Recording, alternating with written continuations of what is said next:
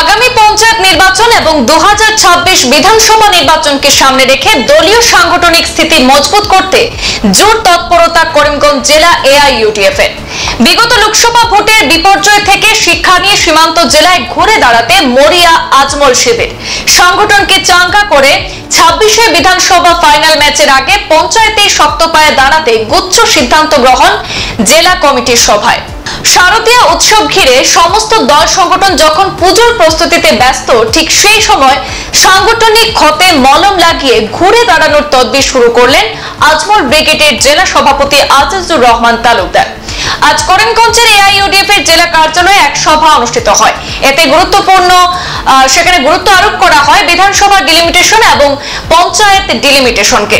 AIUDF শিবির delimitation ইস্যুতে রাজ্য সরকারের তীব্র সমালোচনায় সরব হয়েছে। ক্ষমতাসীন শিবির নিজেদের সুবিধাবাদী খসড়া তৈরি করার অভিযোগ তুলে বিজেপিকে বিধেন এআইইউডিএফ এর বিধায়ক হাফিজ রফিকুল ইসলাম।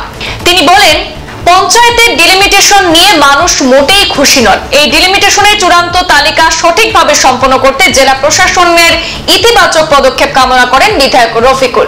একইভাবে বরাক তথা করিমগঞ্জের বন্যা পীড়িতদের প্রসঙ্গ উত্থাপন করেন বিধায়ক হাফিজ রফিকুল ইসলাম। বলেন যে বারবার কথা দিয়েও রাজ্য সরকার বন্যা পীড়িতদের আর্থিক সাহায্য প্রদান করেনি। অনতি বিলম্বে বরাক তথা করিমগঞ্জের বন্যায় ক্ষতিগ্রস্তদের আর্থিক সাহায্য প্রদান করার পাশাপাশি বন্যায় ক্ষতিগ্রস্ত কৃষকদের আর্থিক অনুদান প্রদান করার দাবি উত্থাপন করেন তিনি। বিধায়ক রফিকুল ইসলাম বলেন, এক নির্বাচন ফলাফল খারাপ হলে কি হলো, করিমগঞ্জে এআইইউডিএফ মজবুত পরিকাঠামো রয়েছে। আগামীতে এআইইউডিএফ করিমগঞ্জে ভালো ফলাফল করবে বলেও এদিন মত পোষণ করেন বিধায়ক ইসলাম। দলীয় সূত্রে জানা যায়, মূলত করিমগঞ্জে এআইইউডিএফ এর জেলা কমিটি গঠনের লক্ষ্যে এদিনের সাধারণ সভা অনুষ্ঠিত হয়েছিল। এতে জেলা সভাপতির পদে 4 জনের নামের প্রস্তাব এসেছে। এদের মধ্যে রয়েছেন শাহাবুল ইসলাম চৌধুরী, আজিজুর রহমান তালুকদার, সাব্বির আহমেদ এবং আব্দুল খালিকের নাম। দলীয় পর্যবেক্ষকরা সভাপতির পদপ্রার্থীদের গ্রহণযোগ্যতা যাচাই করে সভাপতির নাম চূড়ান্তভাবে মনোনীত করবেন বলেও জানা গেছে। এদিকে জেলা কমিটির সাধারণ সম্পাদক হিসাবে মৌলানা নজমুদ্দিন এবং আব্দুল সত্তারের নামের প্রস্তাব করা হয়েছে। এছাড়াও এদিনের সভায় জেলা যুব এআইইউডিএফ এর সভাপতি, সম্পাদক সহ কমিটি গঠিত হয়েছে। দলীয় সাধারণ সভায় অন্যদের মধ্যে উপস্থিত ছিলেন বর্তমান জেলা সভাপতি আজিজুর রহমান তালুকদার, বিধায়ক হাফিজ রফিকুল ইসলাম, বিধায়ক আশরাফুল হোসেন, প্রাক্তন মন্ত্রী আবু সালে নজমুদ্দিন, এআইইউডিএফ নেতা শাহাবুল ইসলাম চৌধুরী পারুল সহ অন্যান্যরা। জেলা কমিটি গঠন করার কারণে সাধারণ সভা আছিল আৰু কৰিমগঞ্জ জিলাৰ বন্ধুসকল, আজি আমাৰ কৰিমগঞ্জ জিলা কমিটি গঠন কৰাৰ কাৰণে সাধাৰণ সভা আছিল। আৰু করিমগঞ্জত আপোনালোকে জানে 4খন আসন আছে, বিধানসভা সমষ্টি আছে। 4খন আসন লৈ আমাৰ জিলা কৰিমগঞ্জ সাউথ এণ্ড নৰ্থ, আপোনাৰ পাথাৰকান্দি আৰু ৰামকৃষ্ণ নগৰ, এই 4খন জিলাৰ পৰা প্ৰতিনিধিসকল আহিছিল। আৰু তেখেতসকলে আজি প্ৰস্তাব দিলে জেলা কমিটি গঠন কৰাৰ কাৰণে সভাপতিৰ কাৰণে 5জনেৰ নাম আহিছে আৰু সাধাৰণ সম্পাদকৰ কাৰণে 5জনেৰ নাম আহিছে আৰু বাকি মেম্বাৰ্সৰ নাম আহিছে। আমি গোটেইখিনি লৈছোঁ। এতিয়া তেখেতসকলৰ মাজৰ পৰা চালি জাৰি চাই আমি শক্তিশালী এটা কমিটি দিম। বিগত দিনতো কৰিমগঞ্জত আমাৰ শক্তিশালী সংগঠন আছিল, আপোনালোকে জানে। কৰিমগঞ্জত আমি এটা সময়ত আমি এমপি পাইছোঁ আৰু 2টা ইলেকশ্যনত আমি কম ভোটত হাৰিছোঁ। হয়, এইবেলি আমাৰ ইলেকশ্যন বেয়া হৈছে, কিন্তু আমি কৰিমগঞ্জ এমপি সিট দখল কৰিছোঁ। বিধানসভা দক্ষিণ কৰিমগঞ্জ আমাৰ দখলত আছিল, আপোনালোকে জানে। ঠিক বদৰপুৰ সমষ্টি আমাৰ দখলত আছিল এটা সময়ত। কৰিমগঞ্জ জিলা পৰিষদ ইউডিএফে আমি দখল কৰিছোঁ। বিভিন্ন আঞ্চলিক পঞ্চায়ত আমাৰ দখলত আছিল। তো কৰিমগঞ্জত এআইইউডিএফ দলৰ এটা শক্তিশালী ভেটি আছে। আমাৰ যথেষ্ট সংখ্যক ওয়াৰ্কাৰ, শক্তিশালী ওয়াৰ্কাৰ আছে, সাপোৰ্টাৰ আছে, আমাৰ শুভাকাঙ্ক্ষী আছে। সেই তেখেতসকলক লৈ আমি এটা শক্তিশালী কমিটি কৰি অনাগত দিনত এইবাৰ যেহেতু আমাৰ ইলেকশ্যন অলপ বেয়া হৈছে, তাৰ কাৰণে আমাৰ কৰ্মীসকল আমি সংকল্পবদ্ধ হৈছোঁ। আগতকৈ বেছি শক্তিশালীভাৱে আমি সংগঠনৰ কাম কৰিম। গ্ৰাছৰুট লেভেললৈকে আমি সংগঠন লৈ যাম। ইয়াৰ পিছত আমাৰ ব্লক কমিটি গঠন হ'ব। জিলা কমিটিৰ পিছত একোটা সমষ্টিত 2টা ব্লক কমিটি আমি গঠন কৰিম। পঞ্চায়ত কমিটি আমাৰ গঠন হ'ব within a short time. Word লেভেলত আমাৰ কমিটি গঠন হ'ব। ইয়াৰ পিছত আমি পঞ্চায়ত ইলেকশ্যনত আমি অৱতীৰ্ণ হ'ম। আৰু আমি আশাবাদী যেনেকুৱা কৰিমগঞ্জ জিলা পৰিষদ আমাৰ দখলত আছিল, আঞ্চলিকবিলাক আমাৰ দখলত আছিল, এইবেলিও আমি যাতে কৰিমগঞ্জ জিলা পৰিষদ দখল কৰিব পাৰোঁ তাৰ কাৰণে আমি যুদ্ধকালীনভাৱে কাম কাজ কৰি আছোঁ আৰু সাংগঠনিকভাৱে সেই কামখিনি আমি কৰিম। চাওক, ডেলিমিটেশ্যনটো বিধানসভাৰ ডেলিমিটেশ্যন তেখেতসকলে কেনেকৈ কৰিছে আপোনালোকে দেখিছে। অন্যায়ভাৱে তেখেতসকলে বিধানসভাৰ ডেলিমিটেশ্যন কৰি, ডেলিমিটেশ্যনটো হয় জনগণৰ সুবিধাৰ কাৰণে ডেলিমিটেশ্যন কৰা, কিন্তু এইবাৰ যিটো বিধানসভাৰ ডেলিমিটেশ্যন কৰিছিল তেখেতসকলে জনগণৰ সুবিধা নহয়, জনগণক বিপদত পেলাইছে। আপোনালোকে জানে একোটা সমষ্টি একেবাৰে 3 লাখতকৈ অধিক ভোট, কিছুমান সমষ্টি আছে 1.5 লাখ ভোটত তেখেতসকলে সমষ্টি বনাইছে।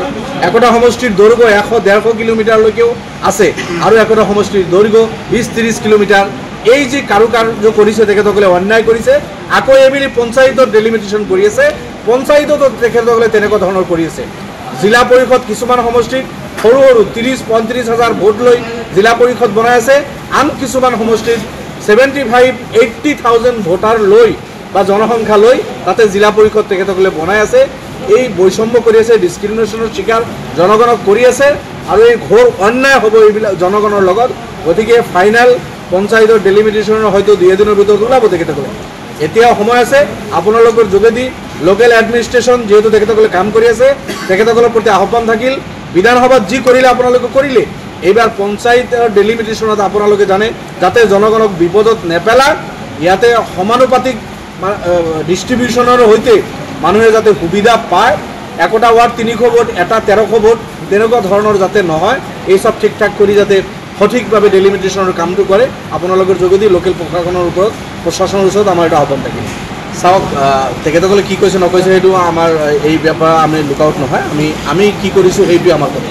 গতিকে ডেলিমিটেশ্যন সঠিকভাৱে হৈ থকা নাই, বিধানসভাত ডেলিমিটেশ্যনো ভুলভাৱে কৰিছে, এইবাৰ পঞ্চায়ত ডেলিমিটেশ্যনো ভুলভাৱে কৰি আছে।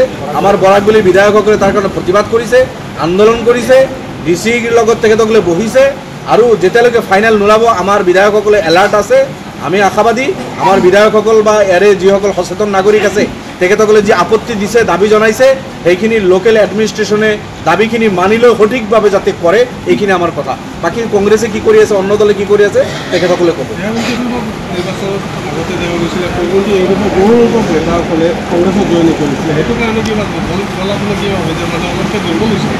নহয় চাওক, এটা নিৰ্বাচন হাৰি গ'লে দল এটা দুৰ্বল হৈ নাযায়। আমাৰ কোন গৈছে, আমি 15 জন বিধায়ক ইনটেক্ট আছোঁ। কংগ্ৰেছৰ যিকেইজন বিধায়ক আছিল চব নাই। কংগ্ৰেছৰ কৰিমগঞ্জৰ বিধায়কজন আজি কংগ্ৰেছত থাকিও কংগ্ৰেছৰ হৈ কাম কৰা নাই, তেখেতে বিজেপিৰ হৈ কাম কৰি আছে। কংগ্ৰেছৰ দক্ষিণ কৰিমগঞ্জৰ বিধায়কজন কংগ্ৰেছৰ মেম্বাৰশ্বিপ এতিয়াও আছে, কিন্তু তেখেতে দলৰ হৈ কাম কৰা নাই, কংগ্ৰেছৰ বিৰুদ্ধে তেখেতে কাম কৰি আছে। বসন্ত দাস কংগ্ৰেছৰ বিধায়ক, কংগ্ৰেছৰ মেম্বাৰশ্বিপ আছে, বিজেপিৰ হৈ কাম কৰি আছে। আপোনাৰ শশীকান্ত দাস কংগ্ৰেছৰ বিধায়ক, বিজেপিৰ হৈ তেখেতে কাম কৰি আছে। আৰু বহুকেইজন কংগ্ৰেছৰ বিধায়ক আছে, কংগ্ৰেছৰ দলৰ ভিতৰত থাকি বিজেপিৰ হৈ কাম কৰি আছে। কিছুমানে জইন কৰিছে, কিছুমানে কাম কৰি আছে, কিছুমানে যাব বুলি বাট চাই আছে। কিন্তু আমাৰ 15 জন বিধায়ক আছিল, আমি ইনটেক্ট আছে আমি দলৰ হৈ কাম কৰি আছোঁ। নিপীড়িত, লাঞ্ছিত, বঞ্চিত জনগণৰ হৈ আমি কাম কৰি যাম। মুখ্যমন্ত্ৰী ভেলকিবাজি, তেখেতসকলৰ জুমলাবাজি এইবিলাক। আৰু মুখ্যমন্ত্ৰীৰ আপোনালোকে জানে তেখেতে ৰাতিপুৱা কি কয়, আবেলি আৰু তেখেতে কি কয়, স্ববিৰোধী কথা বাৰ্তাবিলাক তেখেতে কৈ থাকে। আমি বিধানসভাৰ ভিতৰে বাহিৰে মুখ্যমন্ত্ৰীৰ স্বৈৰাচাৰিতাৰ বিৰুদ্ধে, মুখ্যমন্ত্ৰীৰ অন্যায়ৰ বিৰুদ্ধে আমি মাত মাতিছোঁ। অনাগত দিনতো আমি মাত মাতি যাম। দেৱলীয়া হৈ যোৱাৰ পথত খালি লোন লৈ আছে, ধাৰৰ ওপৰত ধাৰ লৈ আছে, আনফালে কৰাপশ্যন হৈ আছে, দুৰ্নীতি হৈ আছে। একফালে লোনৰ পইচা, ধাৰৰ পইচা, আনফালে তাৰে মোটা অংশ এটা কৰাপশ্যন হৈ যেতিয়া পকেটত গুচি যাব, ডেভেলপমেণ্টৰ কাম কম হ'ব, ইনফ্ৰাষ্ট্ৰাকচাৰ কম হ'ব, আৰু তেনেকুৱা এটা ৰাজ্যখন তেনেকুৱা হৈছে। গতিকে মুখ্যমন্ত্ৰীৰ প্ৰতি আমাৰ আহ্বান থাকিল, আপুনি হাৰিয়ানা আৰু কি কয় ঝাৰখণ্ড এইবিলাকত সময় কম দি আপুনি নিজৰ ৰাজ্যত অলপ টাইম দিয়ক, অলপ চিন্তা কৰক ৰাজ্যখনৰ কাৰণে আৰু ৰাজ্যবাসীৰ কাৰণে চিন্তা কৰক, ডেভেলপমেণ্টৰ চিন্তা কৰক। আৰু এটা যোৱাকালি আহিছোঁ, আজি আহিলোঁ শিলচৰৰ পৰা কৰিমগঞ্জলৈকে, ৰাস্তা ঘাটৰ দুৰৱস্থা, পথাৰবিলাক পানীৰ তলত, ক্ষতি ইমান ক্ষতি হৈছে, এতিয়ালৈকে ক্ষতিপূৰণ তেখেতে দিয়া নাই।